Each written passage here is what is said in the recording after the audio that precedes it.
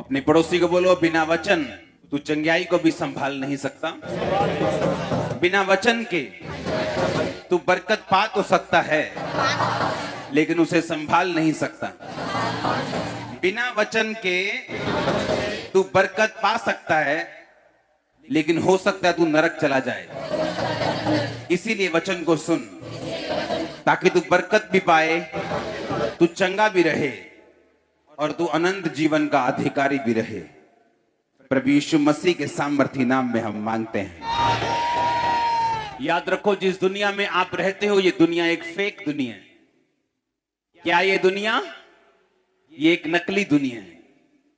और अब जैसे जैसे ये दुनिया आगे बढ़ती जा रही है, ये और नकली होती जा रही है, और करप्ट होती जा रही है,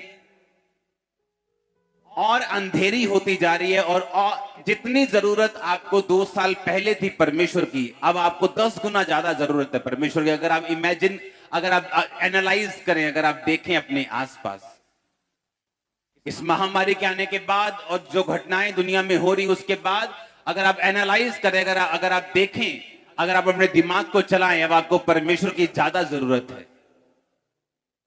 इस फेक दुनिया में जो प्रमाण मांगती है, जो चिन्ह मांगती है, जो व्यभिचार से भरी हुई है, इस फेक दुनिया में अब आपको परमेश्वर की ज्यादा जरूरत है। अब उतनी जरूरत है कि आप उसके वचन को इतना ध्यान से सुने और उस पर कान लगाएं, क्योंकि ये वचन पर कान लगाना और इसको ध्यान से सुनना, ये आपकी पास्टर की बरकत नहीं, ये आपकी बरकत का कारण है। अब जितना ध्यान आप 2 साल पहले लगाते थे, आपको उससे अधिक ध्यान देना होगा और उस पर चलना होगा। अगर आप उन चैलेंजेस से, उन चुनौतियों से पार आना चाहते हो, जो अब आपकी लाइफ में, जो अब इस दुनिया में, इस देश में, पूरी वर्ल्ड में जो चैलेंजेस, जो चुनौतियां चल रही है, अगर आपको उनसे पार आना है, आपको पहले से अधिक ध्यान देना होगा। पहला राजा 13 उसकी 28 और 29 आयत में लिखा, तब उसने जाकर उस जन का शव मार्ग पर पड़ा हुआ और गधे और सिंह दोनों को शव के पास खड़े हुए पाया, और यह भी कि सिंह ने ना तो शव खाया और ना ही गधे को फाड़ा। तब उस बूढ़े नबी ने परमेश्वर के जन का शव उठाकर गधे पर लाद दिया और उसके लिए छाती पीटने लगा और उसे मिट्टी देने लगा और अपने नगर में लौटा ले आया। बाइबल कहती है, एक यंग प्रॉफिट, एक जवान परमेश्वर के जन को परमेश्वर ने कहा, जा और उस राजे को बता कि उसने पाप किया और मैं उसके घराने को खत्म कर दूंगा। यंग प्रॉफिट गया और परमेश्वर ने कहा, तू रास्ते में ना तो पानी पिएगा, ना तो वहां रोटी खाएगा। जैसे ही राजा को तू मैसेज दे देगा, तू वहां से वापस भाग के आ जाएगा, और जिस रास्ते से जाएगा उस रास्ते से तू वापस नहीं आएगा, कहीं और से जाएगा और कहीं और से आएगा। क्योंकि परमेश्वर को मालूम था, अगर ये इस रास्ते से जाएगा और इतना बड़ा मिरेकल करेगा और वापिस अब इसी रास्ते से आएगा, तो लोग हाय हेलो करेंगे, इसको बिठाएंगे, इसको खाना खिलाएंगे, इसको डिस्ट्रैक्ट करेंगे। परमेश्वर ने कहा, जिस रास्ते से गया उस रास्ते से मत आना, किसी और रास्ते से आना। रास्ते में रोटी नहीं खाना, पानी नहीं पीना। और बाइबल कहती है, जब वो राजा के पास गया और राजा ने जब उस नबी को उसका मैसेज सुनकर गुस्सा किया और अपना हाथ बढ़ाया कि इसे पकड़ लो और मार दो, जैसे ही राजा ने अपना हाथ बढ़ाया, उसका हाथ खड़ा हो गया, उसको लकवा हो गया। और राजा को यकीन आ गया कि ये नबी परमेश्वर ने खड़ा किया। और राजा ने उस नबी की बात को सुना और नबी वापिस जा रहा है। लिखा है, एक बूढ़ा नबी उसके पास आके बोलता है, कहता कहां जा रहा है? उसने कहा, वापिस जा रहा हूं। उसने कहा, परमेश्वर ने मुझे मैसेज दिया तेरे लिए कि आ तू रोटी खा और पानी पी। और वो डिस्ट्रैक्ट हो गया और उसके घर जाके उसने खाना खाया और पानी पिया। और परमेश्वर का वचन पहुंचा, तूने मेरी आज्ञाओं को तोड़ा, अब तू जीवित नहीं रहेगा। और वो रास्ते में बाइबल कहती जा रहा था, गधे के ऊपर एक शेर निकला, उसने उसको मार दिया। और जब वो बूढ़ा नबी आके उसकी लाश को देखता है, तो शेर ने ना तो उसको खाया, ना ही गधे को मारा, और गधा उसके पास खड़ा था और जवान नबी मरा हुआ था। क्योंकि शेर जब भी शिकार करता है वो खाने के लिए करता है। शेर कभी भी शिकार नहीं करता अगर उसको भूख नहीं लगी, यहां तक कि अपने आसपास के जानवरों को वो छोड़ देता है, उन पे अटैक नहीं करता अगर उसको भूख ना लगी हो। और जब शेर को भूख लगती है वो तभी अटैक करता है। इस बात का यह सबूत था कि वो शेर परमेश्वर की ओर से आया और उसने उस नबी को मार दिया। अगर आप इसको अगली आयत को पढ़े, 29 आयत को, तो बाइबल कहती है उसके लिए वो छाती पीटने लगा। कौन सा प्रॉफिट छाती पीटने लगा उसके लिए? अरे उसने तो उसको मरवाया था, लेकिन बाइबल कहती है उसके लिए वो क्या करने लगा? वो छाती पीटने लगा। और जब लोग उसको देखते होंगे छाती पीटते हुए और यही सोचते होंगे कि ओ ये कितना दुखी है, ओ कितना दुखी है ये परमेश्वर का, देखो कितना दुखी है बेचारा, देखो कितना इसको दुख लगा है। और लोगों को यही नहीं पता कि यही इसका किलर है, यही इसका कातिल है और यही इसको डिस्ट्रैक्ट करने वाला है। आप एक ऐसी दुनिया में रहते हैं जहां कोई भी आपको डिस्ट्रैक्ट कर सकता है। जब तक आपकी आंखें, आपका दिमाग पूरी रीति के साथ, पूरी डिजायर, पूरी इच्छा, पूरे तन, पूरे मन के साथ आपका ध्यान अगर परमेश्वर के वचन पे नहीं लगा हुआ, तो शैतान, बाइबल कहती है, आपको फाड़ने के लिए और खाने के लिए तैयार है। इसलिए मैंने कहा आप एक फेक दुनिया में रहते हैं। आप ऐसी फेक और नकली दुनिया में रहते हैं जहां आपको यह मालूम नहीं कि जिन लोगों के लिए लोग रो रहे हैं वही उनके कातिल हैं। आपको कुछ नहीं पता क्या हो रहा है दुनिया में। जो लोग देखते आए होंगे बोलते होंगे हो कितना दुखी है, कितना दुख लगा इसको, और कितना रो रहा है देखो ये, लेकिन उनको मालूम नहीं कि यही उसका कातिल है। इसी ने झूठ बोला था कि परमेश्वर ने मुझे कहा आ मेरे साथ रोटी खा पानी पी, और उस जवान नबी को उसने मरवा दिया। और जवान नबी को मालूम था कि परमेश्वर अपनी इच्छा को ऐसे नहीं बदलता।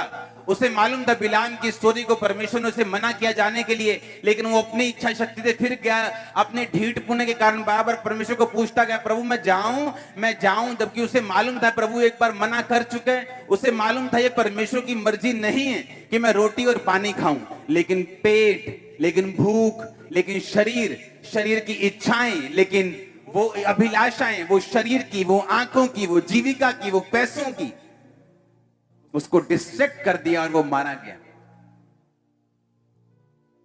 अगर आप इस दुनिया के धोखे से बचना चाहते हो, अब आपको उतना ध्यान वचन पर लगाना होगा जितना आपने अपनी लाइफ में कभी नहीं लगाया। अगर आप बचना चाहते हो अब इस दुनिया में जहां अंधेरा बढ़ चुका है, आपको इतना ध्यान लगाना होगा जितना आपने कभी नहीं लगाया। यीशु मसीह, बाइबल कहती है, एक जगह अपने चेलों के साथ आ रहे थे, मिरेकल करके, बड़ा चमत्कार करके लोगों को, 5-5 हजार लोगों को खाना खिला के, 5 रोटियां 2 मछलियां 5,000 लोगों को, यानी 5,000 बंदों को, यानी 20,000 लोगों को खिला के आ रहे थे। तो बाइबल कहती 5,000 पुरुष थे और स्त्रियां और बच्चे भी थे। तो 20,000 लोगों को खिला के यीशु मसीह आ रहे और चेलों को बोला कि फरीसियों के खमीर से चौकस रहना। और चेलों का दिमाग अभी भी रोटी पे लगा हुआ था। कहते परमेश्वर हम तो रोटी नहीं लेके आए, तो खमीर कहां से, चौकस कहां से रहेंगे? जबकि परमेश्वर ने उन्हें ये चौकस रहने के लिए क्या कहा था कि फरीसी जो कुछ बोलते हैं चौकस रहना।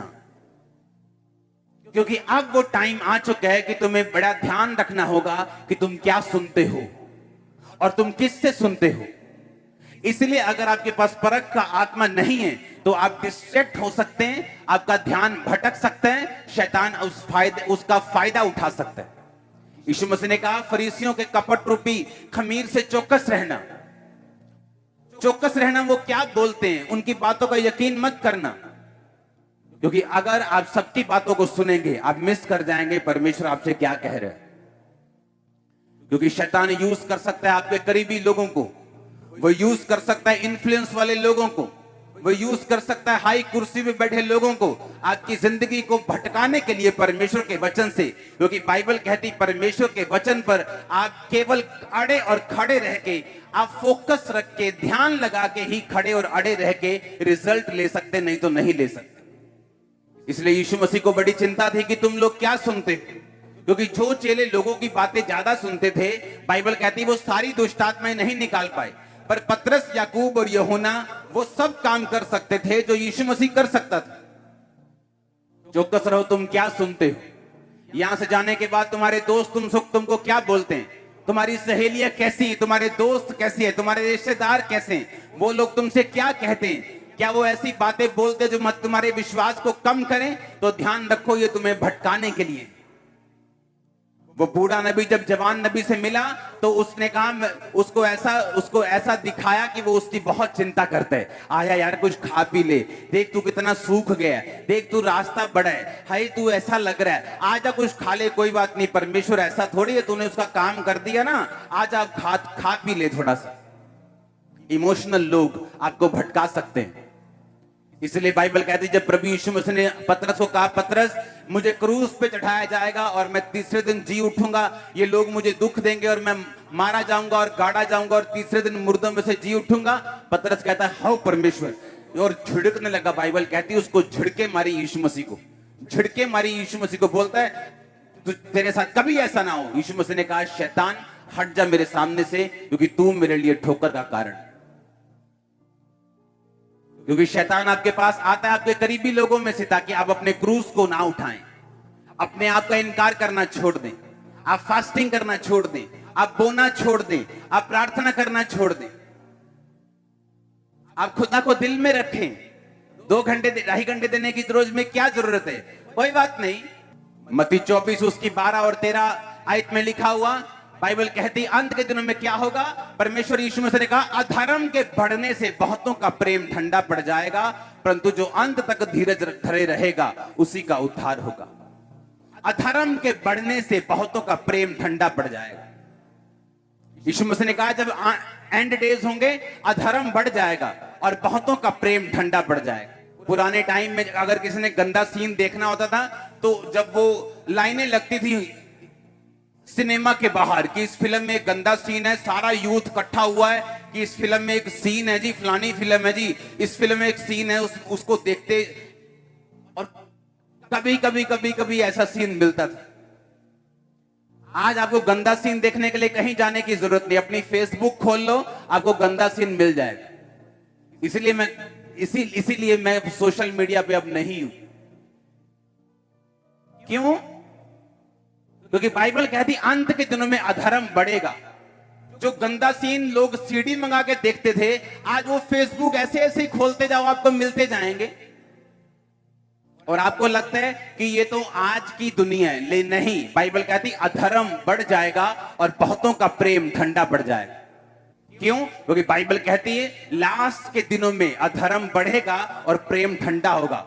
जब भी शैतान आपको भरमाता है, आपको यीशु मसीह से पीछे लेके जाता है, वो कभी भी एकदम ऐसा नहीं करता, वो धीरे धीरे करता है। एक छोटा सा काम, एक छोटी सी कमी, उससे वो शुरू करता है। जैसे बोलते हैं ना, तू यार पैर रख ले, अब बैठन की जगह बना लांगे। तू पैर रख ले, हम घर बनाने की जगह खुद ब खुद रख लेंगे, तो बस पैर रख ली वहां। तू हॉल में अंदर एंटर हो जाए, मेन हॉल में बस अपनी बाइबल रख दी, हम बैठने की जगह अपने आप बना लेंगे। ऑनलाइन चर्च उन लोगों के लिए है जो बाहर बैठे, जो बॉम्बे में बैठा है, हर संडे नहीं आ पा रहा, जिसकी वाइफ आना चाहती है और हस्बैंड बहुत तगड़ा शराबी है, मारता है, कूटता है, जो उसको आने नहीं दे रहा, वो अविश्वासी। उन लोगों के लिए ऑनलाइन चर्च है। आपको ऐसा लगता है कि मैं आपको इसलिए कह रहा हूं कि यहां चर्च में लोग नहीं है? नो। अगर आप पहले मेन हॉल दिखाओ, ओके, ओवरफ्लो दिखाओ जल्दी जल्दी से, टाइम नहीं। ये अभी की चर्च है, ये अभी की चर्च है, ये राइट नाउ, ये ओवरफ्लो सेक्शन है सभी जो आप स्क्रीन पे देख रहे हो। रुको चलने दो। ये सारे ओवरफ्लोज हैं अभी जितने आप देख रहे हो, ये सारे ओवरफ्लो सेक्शन है चर्च के। गुरदासपुर चर्च दिखाओ, हाँ दिखाओ। सुनो मेरी बात, मैं इसलिए नहीं कह रहा हूं कि मैं आपको चर्च में लाना चाहता हूं। यहां चर्च ऑलरेडी फुल है। जितने चर्च के सेक्शन हैं आज, जितनी चर्च की ग्राउंड्स हैं, सारी भर चुकी। चर्च के पास जगह नहीं है बिठाने की। लेकिन सुनो मेरी बात, मैं क्यों आपसे कह रहा हूं। बाइबल कहती अंत के दिनों में अधर्म बढ़ जाएगा और बहुतों का प्रेम ठंडा पड़ जाएगा। और ठंडा ऐसे नहीं कि वो यीशु मसीह का इनकार कर देंगे, बस अब घर में बैठे हैं। हाँ, ले आई यार दाल, ले आई यार, भुख लगी यार। और कोई नहीं, हले वचन आने वाला, चाह तू, हले वर्शिप चलती कोई नहीं। अब दालें चल रही, परोंठियां चल रही घर पे। अब वचन के टाइम पे ज्यादा ध्यान दिया जा रहा है, वर्शिप के टाइम पे नाश्ता चल रहा है, बीवी कुकर की सीटियां मार रही है, बेटा नहा रहा है और छोटी बेटी पॉटी कर रही है। ये घरों में चल रहा है और शर्म आनी चाहिए। ऑनलाइन चर्च उन लोगों के लिए है जिनको पास रियल रीजन है, जो खुदा को कह सकते हैं, परमेश्वर देख मैं दूर रहता हूं, मैं 5000 किलोमीटर दूर रहता हूं, मैं नहीं जा पाऊंगा, लेकिन मैं तेरे वचन से दूर नहीं रहना चाहता। उन लोगों के लिए नहीं है। अगर आज रात को इन लोगों को हार्ट अटैक हो जाए, तो रात को 2 बजे अगर हार्ट अटैक हो, सवा दो में ये गाड़ी के अंदर बैठे होंगे और हॉस्पिटल पहुंचे होंगे, लेकिन चर्च के लिए एक ऑटो ढूंढने में इनको 3 हफ्ते लगते हैं। ये ऑटो वाला नहीं मिला। इसलिए परमेश्वर ने कहा अंत के दिनों में देखो, अधर्म के बढ़ने से बहुतों का प्रेम ठंडा पड़ जाएगा। उसने ये नहीं कहा प्रेम खत्म हो जाएगा, उसने ये नहीं कहा वो यीशु मसीह का इनकार कर देंगे, उसने ये नहीं कहा कि वो यीशु मसीह को भूल जाएंगे, उसने ये नहीं कहा, उसने कहा प्रेम ठंडा हो जाएगा लोगों का। 2030 में चाइना इस दुनिया का सबसे बड़ा क्रिश्चियन देश होगा। मालूम क्यों? आपको लगता है अमेरिका होगा, किसी को लगता है ये देश होगा। चाइना इस दुनिया का सबसे बड़ा क्रिश्चियन देश होगा।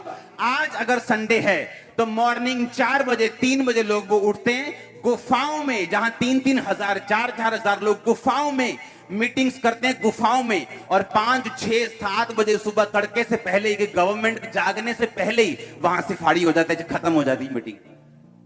इतना प्यार करते हैं वो परमेश्वर को। क्यों? क्योंकि गवर्नमेंट उनको मीटिंग नहीं करने देती। वो सुबह उठते हैं और वहां अगर आप जाके देखो, जिन लोगों को लगता है कि चाइना में सबसे अधिक अविश्वासी हैं, चाइना में सबसे अधिक नास्तिक लोग हैं, ये सब कुछ झूठ है, ये सारा कुछ मिथ है, ये सच्चाई नहीं। चाइना में जितनी कंपनियां, जितने सीईओ, जितने अमीर लोग, जितने गरीब लोग, हर एक बंदा जितने स्पीड से यीशु मसीह में आ रहे हैं, मैंने कहा 2030 में चाइना इस दुनिया का सबसे बड़ा क्रिश्चियन देश होगा। चाइना सबसे बड़ा देश होगा क्रिश्चियन दुनिया का। सुबह सुबह उठते हैं। आज मेरे को मैसेज आ रहा था कि हमारा हॉल जो है वो सुबह ही भर चुका है। मीटिंग शुरू होने से घंटों पहले मेन हॉल भर चुका है, ओवरफ्लो भरने शुरू हो चुके। ये निशानी है आप लोगों की जो आप यहाँ पे मौजूद हो, कि परमेश्वर आपकी लाइफ को छुएगा और काम करेगा आपकी जिंदगी में। वो आपको भूलेगा नहीं। आप मेरी एग्जाम्पल देख लो, मेरी मेहनत देख लो, और लोग मुझे मूर्ख बोलते थे। यहां तक कि मेरे साथ काम करने वाले दूसरे क्रिश्चियन यूथ मुझे मूर्ख बोलता था कि इसको पैसे की कदर नहीं है, पैसे उड़ाता है यीशु मसीह के लिए, इसको अपनी लाइफ की कदर नहीं है, देखो कैसे रोजे रख रख के शक्ल बिगाड़ ली। लेकिन बाइबल कहती है, मेरे प्रिय भाइयों, हियाव बांधो, दृढ़ रहो, क्योंकि तुम जानते हो मसीह में की गई मेहनत तुम्हारी कभी व्यर्थ नहीं जाती। वो कभी व्यर्थ नहीं जाती। ये कौन कह रहा है? मैं नहीं कह रहा हूं, यीशु मसीह आपसे कह रहे हैं। अगर तुम मेहनत करोगे, व्यर्थ नहीं होगी तुम्हारी मेहनत। अगर आज तुम चर्च में मौजूद हो, और मैं आपको बता देता हूं, जितनी अनॉइंटेड चर्च होगी, जितनी सामर्थी चर्च होगी, जितना खुदावन का वचन और मसा वहां काम करेगा, उतना ही शैतान आपको तंग करेगा उस चर्च से दूर करने के लिए। वो आपको फाइनेंशियल प्रॉब्लम डाले, वो आपको दिक्कत दे, वो आपका विरोध करे। उसे मालूम है कि ये वही जगह है जहां इसने छुटकारा पाना है। इसलिए बाइबल कहती है, इकट्ठे होना मत छोड़ो। फिर से बोलो, इकट्ठे होना मत छोड़ो। एक भी जन ऐसा नहीं है जो भूखा मरा हो। क्यों? जुगाड़ लगा लेते रोटी का, इधर से या उधर से। लेकिन हमें मालूम है संडे हमने खुदा के घर में जाना है, तो क्यों नहीं सोमवार से, कल से हम अपने किराए को, अपने पैसों को, अपने तरीकों को इकट्ठा करना शुरू करते हैं। लेकिन नहीं, जब हमारे शरीर को जरूरत होती है दवाई की, हम रात को भी हॉस्पिटल चले जाते हैं। लेकिन जब आत्मा को जरूरत है, जिसके साथ आपका परिवार जुड़ा हुआ है, जिसके साथ आपका फाइनेंस जुड़ा हुआ है, जिसके साथ आपका फ्यूचर जुड़ा हुआ है, उसके लिए हम अलर्ट नहीं। क्योंकि बाइबल कहती है, फिर से पढ़ेंगे, अधर्म के बढ़ने से बहुतों का प्रेम ठंडा हो जाएगा। क्योंकि आज आपको आसानी से मिल रहा है। अगर आप चाइना में होते और यूट्यूब ना होता और फेसबुक ना होता और आपकी जब चर्च को ऑनलाइन चलने ना दिया जाया होता, तो आपको वैल्यू समझ आती। सुबह सुबह वो लोग चर्च में आके इकट्ठा होते और परमेश्वर की महिमा करते हैं। याद रखो, अगर हम बलिदान नहीं देंगे तो कभी फायर नहीं होगी। आग तभी बढ़ती है जब उसमें लकड़ी बढ़ती, आग तभी बढ़ती है जब उसमें बलिदान बढ़ते। अगर लकड़ी कम होगी तो फायर कम होगी। और शैतान आपकी मासी का बेटा नहीं है कि आपको छोड़ देगा। आप जितना अच्छे हैं वो उतना अधिक अटैक करेगा, आप जितने भले हैं वो उतनी टेढ़ी निगाह से आपको देखेगा, क्योंकि उसका काम है अच्छों को, भलों को खत्म करना, जो लोग अच्छी तरह से लोग बोलते हैं मैंने क्या कसूर किया है, मैंने किसी का बुरा नहीं किया, मैंने किसी को माड़ा नहीं बोला, मैंने किसी का नुकसान नहीं किया, मेरे साथ ऐसा क्यों हुआ? तभी तो हुआ। बाइबल कहती वो अच्छे लोगों को खत्म करने की कोशिश करता है। बुरे तो पहले ही नाश हैं, वो तो दूसरों का नुकसान करके अपना खुद ही बाद में करवा लेंगे, वो तो पहले से खत्म हो चुके हैं। लेकिन बाइबल कहती वो नाश करने, हत्या करने, घात करने और नष्ट करने के लिए आया। आपको प्राइस पे करना होता है परमेश्वर के प्रेजेंस में आने के लिए।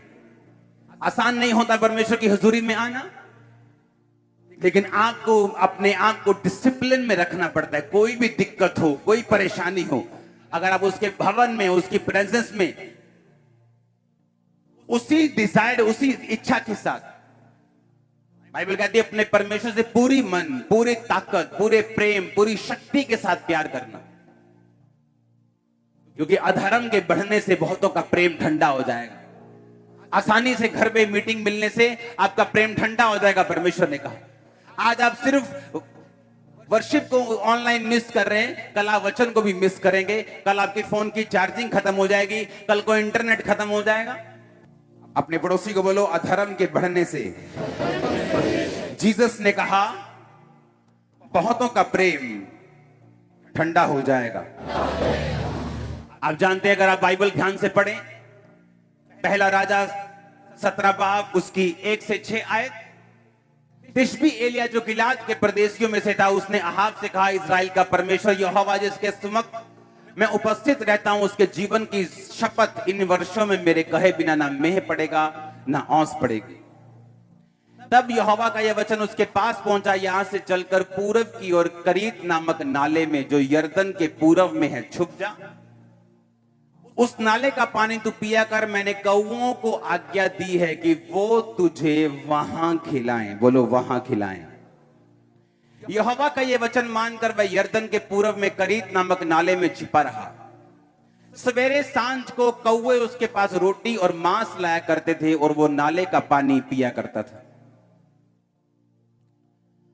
आपकी एक्सपेक्टेशन है, आपकी इच्छा है कि परमेश्वर आपको छुए, वो आपको चंगा करे, वो आपके परिवार में ब्रेक थ्रू दे, वो आपकी सेहत में ब्रेक थ्रू दे, वो आपको फाइनेंस को ब्लेस करे। ये सब चीजें ठीक हैं, बिब्लिकल हैं। बाइबल कहती है वो छुड़ाने के लिए आया, वो बचाने के लिए आया, उद्धार देने के लिए आया। वो उद्धार शारीरिक हो सकता है, मानसिक हो सकता है, फाइनेंशियल हो सकता है, आत्मिक है।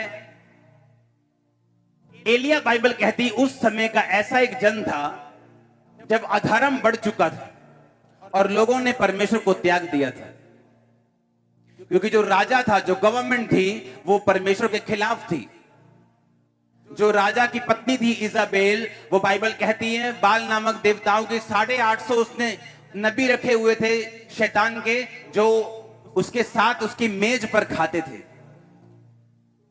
और आज की अगर वैल्यू लगाओ तो कम से कम 30 से 40 करोड़ रुपया एक साल का वो उनके सिर्फ खाने पर खर्च करती थी। और बाइबल कहती लोगों को परमेश्वर की आराधना करने की अनुमति नहीं थी, लोगों का प्रेम ठंडा हो चुका था। लेकिन बाइबल कहती परमेश्वर का एक जन उठा और वो धर्म त्याग के विरुद्ध लड़ा। एलिया ने बाइबल में पढ़ा, जहां यीशु मसीह ने, यहोवा ने लिखा था कि अगर लोग मुझे छोड़ देंगे मैं आसमान बंद कर दूंगा। उसने कहा परमेश्वर मैं तेरे से प्रार्थना करता हूं, इन लोगों ने तुझे छोड़ दिया, आसमान बंद कर दे, इन लोगों को भूखा मरने दे, इन पे कोई बारिश ना आए और अकाल पड़ जाए। तब मोटरें नहीं होती थी कि सबमर्सिबल लगाया और मोटर से पानी ले लिया। और परमेश्वर ने उसकी प्रार्थना को सुना और बारिश, परमेश्वर ने कहा ठीक है मैं बंद करूंगा, औंस नहीं आएगी। और वो राजा के पास जाके बोला, राजा मेरे कहे बिना ना बारिश आएगी ना औंस पड़ेगी, क्योंकि मेरी प्रार्थना से परमेश्वर ने ये बंद किया। मैं इसकी जिम्मेवारी लेता हूं कि मेरे कहे बिना ना तो बारिश बरसेगी ना औंस पड़ेगी। लिखा, वो कह के यहां वहां से चल पड़ा। और परमेश्वर ने कहा अब एलिया ऐसा कर, करीत नामक नाले में जाके छुप जा, वहां पानी होगा तो पिया करना, और कौवे सवेरे और शाम को तेरी रोटी लेके आया करेंगे और तुझे वहां खिलाएंगे। बोलो वहां खिलाएंगे। कहां खिलाएंगे? जहां परमेश्वर ने उन्हें भेजा, वहां नहीं जहां एलिया चाहता था। वो रोटी आपके घरों में ऑनलाइन नहीं खिलाएगा, वो चर्च में खिलाएगा आपको। आप समझ रहे मेरी बात को? बाइबल कहती परमेश्वर ने कहा वो तुझे वहां खिलाएंगे जहां मैं तुझे भेज रहा हूं। जहां तू अपनी मर्जी से बैठे हैं वहां नहीं, जहां मैं तुझे भेज रहा हूं, वो तुझे वहां खिलाएंगे। जब आप धर्म त्याग के विरुद्ध लड़ते हैं, जब आप उन लोगों में सुसमाचार देने जाते हैं कि आप यीशु मसीह के साथ मेल मिलाप कर लो, ये वही चीज है जो एलिया कर रहा था। तो बाइबल कहती है जैसे ही आप परमेश्वर के लिए खड़े होते हैं, जैसे ही आप परमेश्वर वाली जगह पे निकलते जाने के लिए, बाइबल कहती है परमेश्वर उन चीजों से आपकी सप्लाई को पूरा करता है जिन चीजों से आपने कभी उम्मीद नहीं की होती। एलिया को 3 बार खाना मिला है स्वर्गीय इंतजाम से। पहली बार उसे कौओं ने खिलाया, दूसरी बार एक विधवा ने उसे खिलाया जब उसका आटा, उसका मैदा और तेल खत्म हो चुके थे, और एलिया की प्रार्थना से वो आटा और मैदा बढ़ते रहे और उस छोटे से जार में कभी खत्म नहीं हुए जब तक अकाल खत्म नहीं हुआ। तीसरा, स्वर्गदूत ने उसे रोटी और पानी दिया और उसने खाया। अगर आप कौओं की बात सुने तो कौए ऐसा जीव हैं जो इंसानों से डरते हैं, इंसानों के पास नहीं जाते, और ऐसा जीव है जो इंसानों से चुराते हैं, ढाबों से चुराते हैं, आपके घरों से चुराते हैं। आपके घर में कभी कौवा 10 किलो की थैली रख के गया आटे की, कभी चिकन तंदूरी रख के गया हो आधा, हाँ, मटर पनीर रख के गया हो, ऐसा हुआ है कभी? लेकिन बाइबल कहती एलिया जब उस नाले के बाहर आया, एलिया जब करीत नामक नाले का जल सूख गया और परमेश्वर ने कहा जा, मैंने विधवा को एक तेरे खिलाने की आज्ञा दी है। बाइबल कहती जब एलिया उस नाले से बाहर आया तो एलिया पहले से अधिक मोटा हो चुका था। और जब एलिया बाहर आया तो लोग देखते होंगे कि क्या चक्कर है ये, हम पतले हो रहे हैं, हम लोग सूख रहे हैं, एलिया मोटा हो रहा है, ये क्या चक्कर है? लेकिन बाइबल कहती एलिया जो था वो धर्म त्याग के विरुद्ध था। एलिया जो था वो परमेश्वर के साथ पूरे मन से आप प्यार करो, इस बात के लिए वो फाइट करता रहा। और जब आप इस बात के लिए लड़ते हैं, आप सुसमाचार देने के लिए जाते हैं, आप अपने रिश्तेदारों को सुसमाचार देते हैं, आप लोगों को सुसमाचार देते हैं।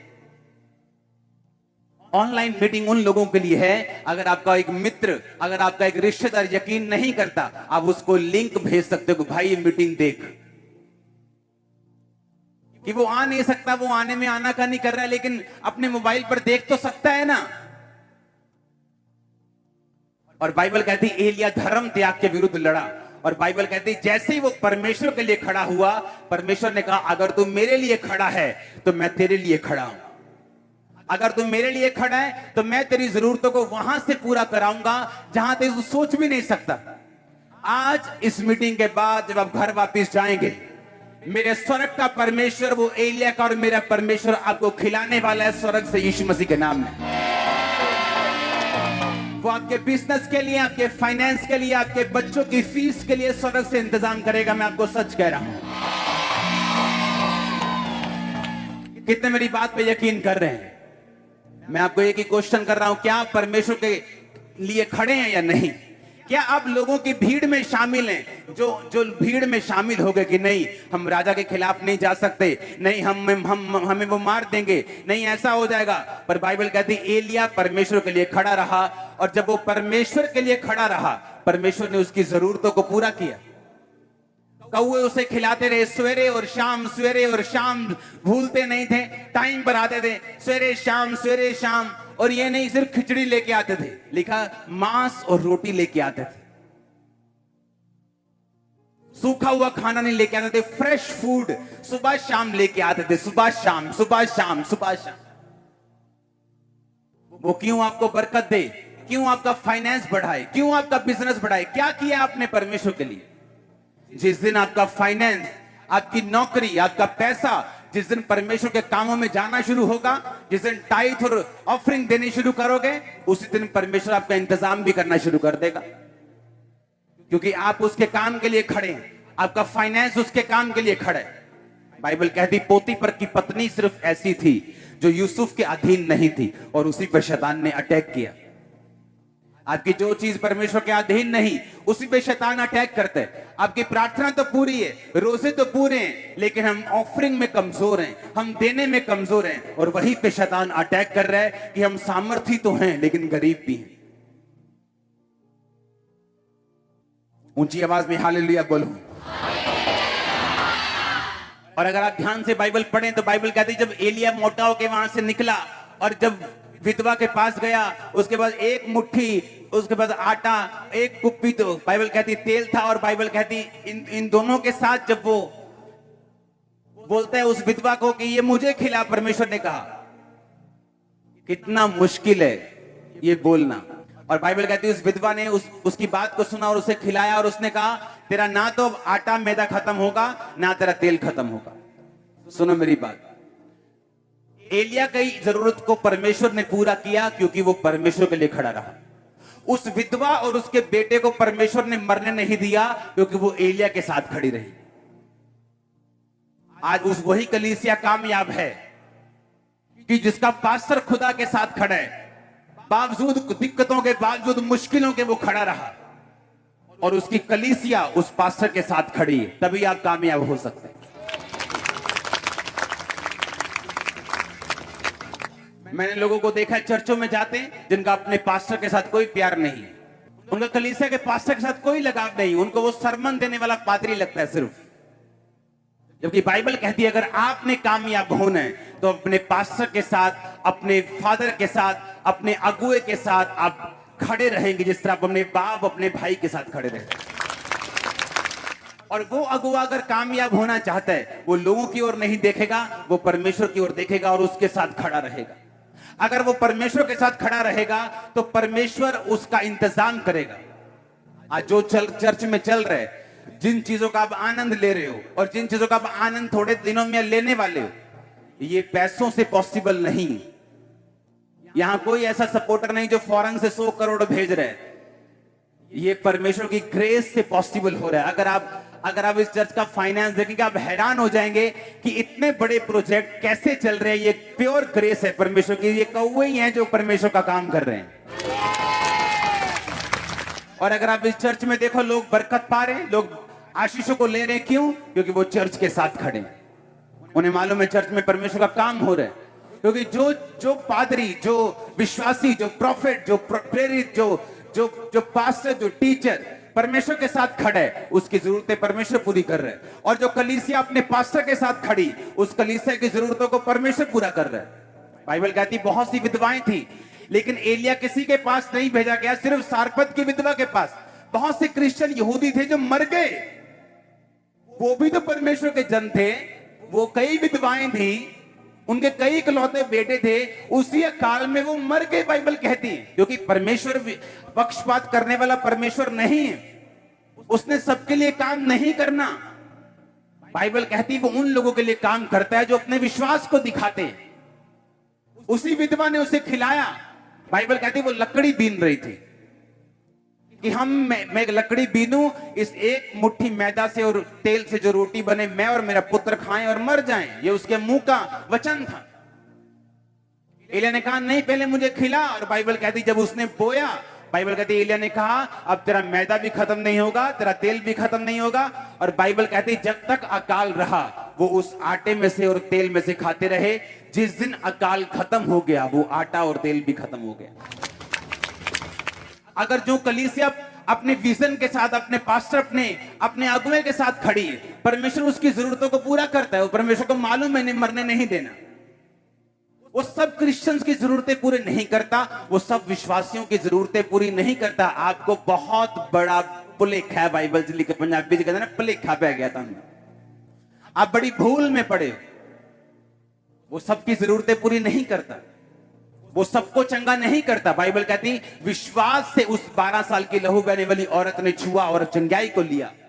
और शमौन कोढ़ी जिसके घर में परमेश्वर खाना खाने के लिए गए, परमेश्वर पे शक ही करता रहा। अगर ये प्रॉफिट है तो इसको मालूम नहीं जो इसके पांव पड़ रही है वो एक पापन औरत है। अगर ये परमेश्वर का जन है तो ये ऐसे क्यों कर रहा है? अगर ये परमेश्वर का जन है ये ऐसा क्यों कर रहा है? वो शक्की रह के शमौन कोढ़ी का कोढ़ी रह गया। यीशु मसीह आए और चले भी गए और उसे कोई फर्क नहीं पड़ा।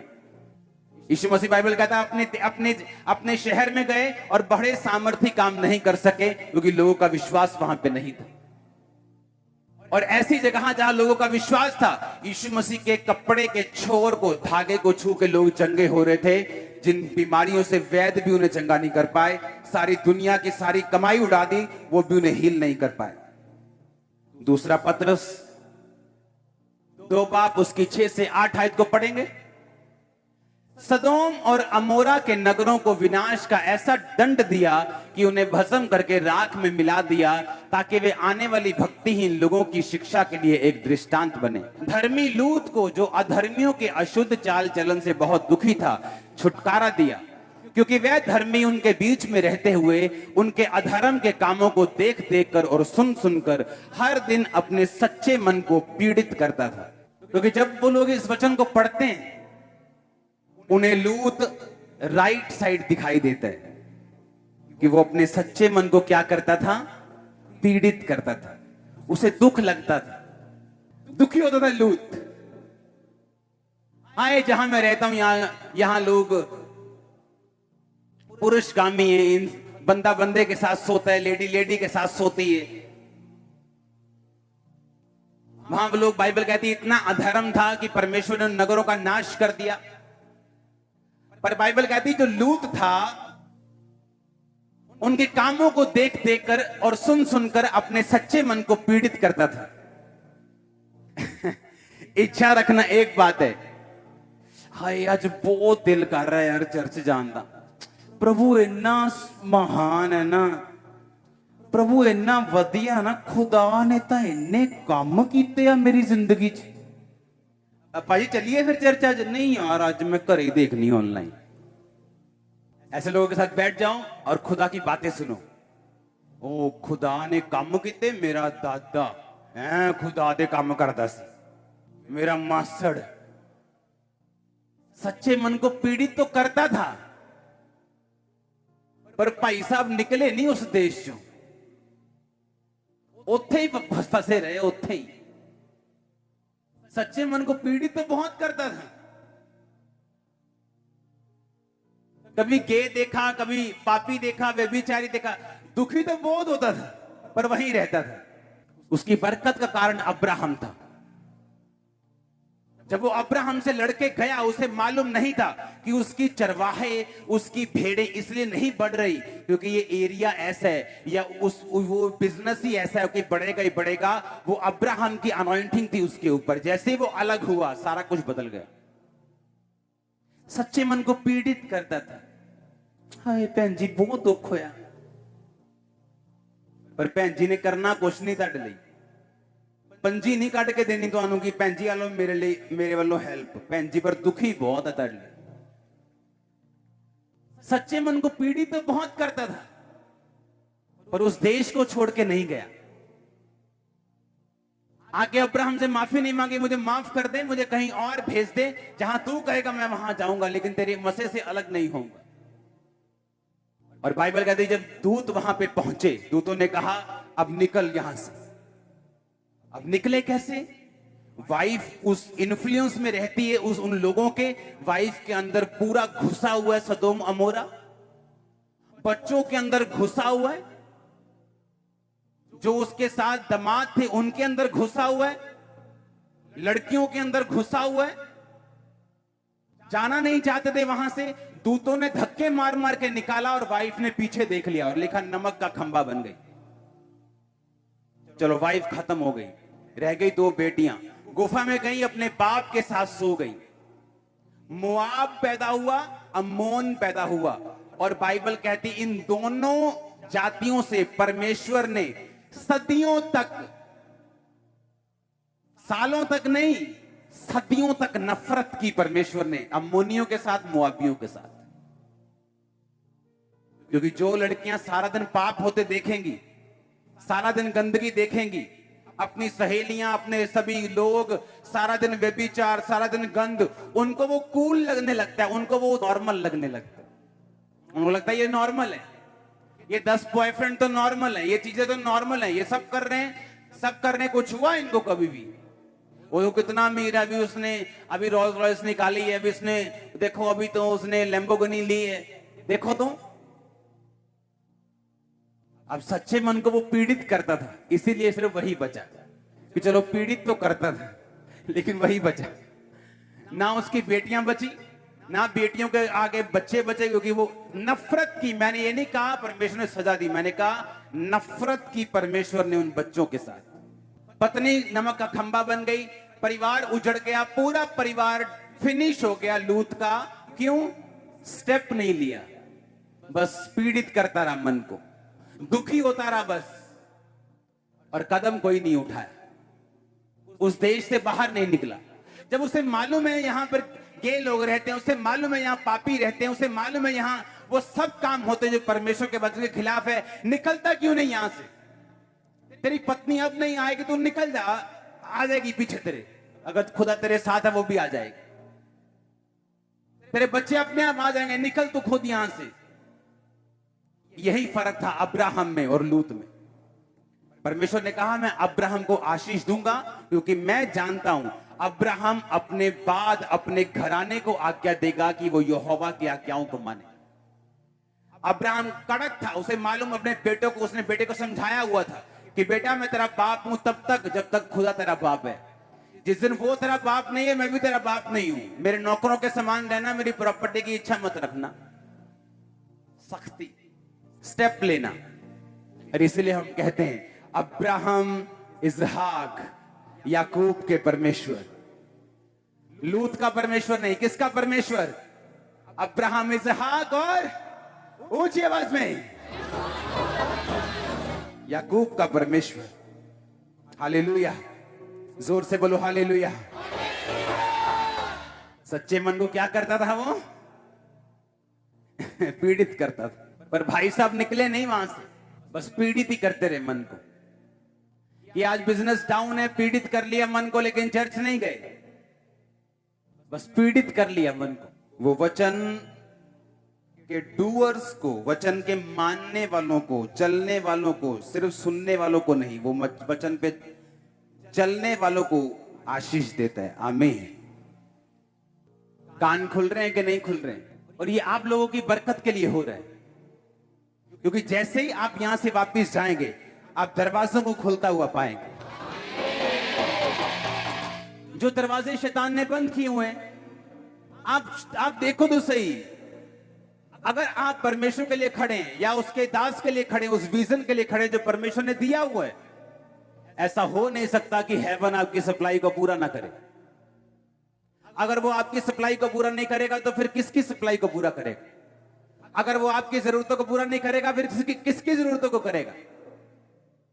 मत्ती 24:12-13, अधर्म के बढ़ने से बहुतों का प्रेम ठंडा पड़ जाएगा। हालेलुया। मेक श्योर इस लाइफ में जहां सब कुछ फेक है आपके आसपास, आपका ध्यान परमेश्वर के वचन पे खड़ा रहे।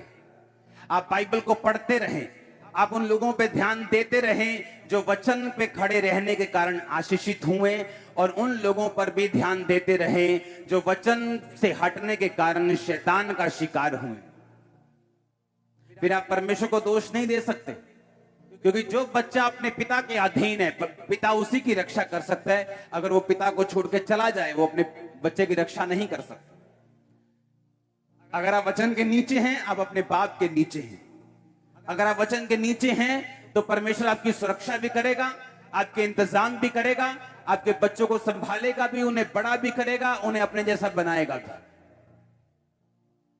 उसे जानता आप कौन सा बिजनेस करते हैं, वो जानता आपको जॉब में कब बढ़ाना है, वो जानते हैं कौन सा स्टेप आपको कब लेने के लिए प्रेरित करना है, वो सब जानते हैं इन चीजों को। हालेलुया। मेक श्योर अपनी लाइफ को आप दोबारा से फिर से जांचें। हर कुछ दिन बाद अपनी लाइफ को जांचें। मैं जांचता हूं अपनी लाइफ को, हर कुछ दिन बाद, हर कुछ महीने बाद अपनी लाइफ को रीडेडिकेट करता हूं परमेश्वर के लिए, और अधिक डेडिकेशन के साथ, और अधिक डिजायर के साथ। उसने कहा तो अपने परमेश्वर से पूरे मन, पूरी शक्ति, पूरे प्राण, सब कुछ जो तेरे दिल में है, जो तेरे मन में है, जो तेरे शरीर में है, तेरी बुद्धि में है, कहता तू सबसे परमेश्वर से सबसे अधिक प्यार कर। परमेश्वर की सेवा करने की इच्छा, उसकी प्रेजेंस में रहने की इच्छा, उसका काम करने की इच्छा, सुसमाचार देने की इच्छा आपकी जिंदगी में कभी मध्यम नहीं होनी चाहिए। इस आग को जितना बढ़ा के रखोगे, सप्लाई उतनी हेवन से पूरी आने वाली, यीशु मसीह के नाम में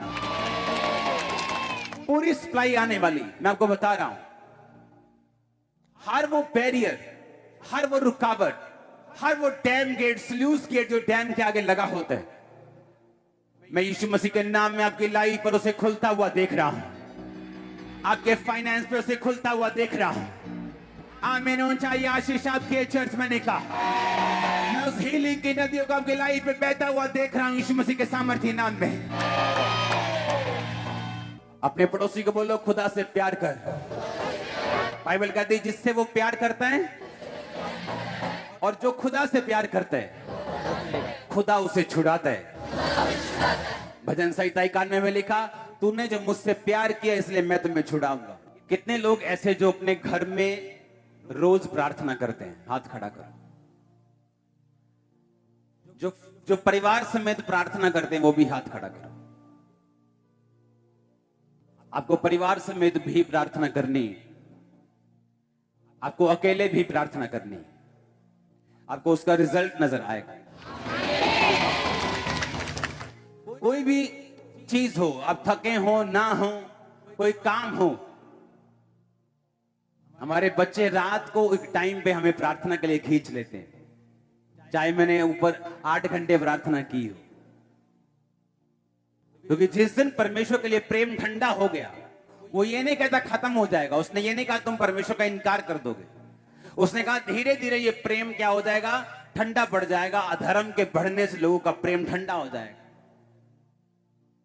और जब ठंडा हो जाएगा शैतान तब अटैक करेगा। मेक श्योर आपका प्रेम हमेशा गर्म हो खुदा के लिए। आप हमेशा उसकी सेवा के लिए खड़े रहें, उसके कामों के लिए खड़े रहें, उत्साहित रहें परमेश्वर के लिए। उसने ये नहीं कहा कि डर खुदा का मेरा बल है, उसने कहा परमेश्वर का आनंद मेरा बल है। उसकी सेवा करने का आनंद लो, प्रार्थना करने का आनंद लो। आप नहीं जानते वो प्रार्थना, वो फास्टिंग आपको कितनी मुसीबतों से बचाती है जो आपकी तरफ आने वाली थी। आप नहीं जानते जब आप परमेश्वर की सेवा के लिए, उसके काम के लिए लग जाते हैं, चाहे वो अपने चर्च के लिए काम करें, अपने अगुवे के लिए काम करें, खुदा के लिए काम करें, आप नहीं जानते परमेश्वर कितना आपको बचा के रखता है। क्योंकि वो जानता है अगर ये मुसीबतों में ऐसे फंसा रहेगा तो मेरा काम कैसे होगा, और वो आपके रास्तों को साफ करता है, आपको ग्रेस देता है, आपको अनुग्रह देता है कि आप बचे रहें और परमेश्वर के कामों में बढ़ते रहें। अपनी लाइफ के आसपास की चीजों को, अपनी लाइफ के आसपास के बंदों को, अपनी लाइफ के आसपास जो भी हो रहा है उनको आत्मिक रीति से देखो। कहां पे परमेश्वर काम कर रहा है, कहां शैतान आपकी आग को ठंडा करने की कोशिश कर रहा है, कहां पे वो आपकी आग को बुझाने की कोशिश कर रहा है, कहां पे वो आपकी लाइफ में काम करने की कोशिश कर रहे हैं, उसे ढूंढो, उसे खत्म करो। वो दिन बहुत नजदीक है, क्योंकि ये कोरोना शोरोना एक दिन आएगा, एक दो बार आके खत्म हो जाएगा। आप देखेंगे कि भीड़ नहीं, एक मास भीड़ खुदावन के भवनों में आपको मिलेगी। मास गैदरिंग, मास गैदरिंग। अगर अंत के दिनों में शैतान काम कर रहा है तो परमेश्वर उससे ज्यादा काम कर रहा है। वो हीलिंग पहले से ज्यादा कर रहा है। मिरेकल्स कितने दिग नंबर्स में हो रहे हैं। पहले एक गवाही सुनने के लिए लोग गांव में जाते थे, गांव में पता लगता था इसकी गवाही है। इंटरनेट, यूट्यूब होता नहीं था, फेसबुक था नहीं, एक गवाही मालूम होती थी फलानी चर्च में एक गवाही हुई, उसको सुनने के लिए लोग ऑटो करा के उसके घर ढूंढ ढूंढ के उसे गांव में जाते थे। लेकिन आज आप हजारों टेस्टिमनी हर संडे सुनते हैं। अगर अंत के दिनों में शैतान काम कर रहा है क्योंकि परमेश्वर ज्यादा काम कर रहा है, ज्यादा रूहें बच रही। अपने हाथों को उठा, थैंक यू जीसस बोलो। हमारे YouTube चैनल को सब्सक्राइब करें ताकि आप परमेश्वर के गहरे वेदों को जान सकें कि कैसे आप परमेश्वर में बढ़ सकते हैं, कैसे आप दुष्ट आत्माओं से, नशों से, बीमारियों से और वंशों के श्रापों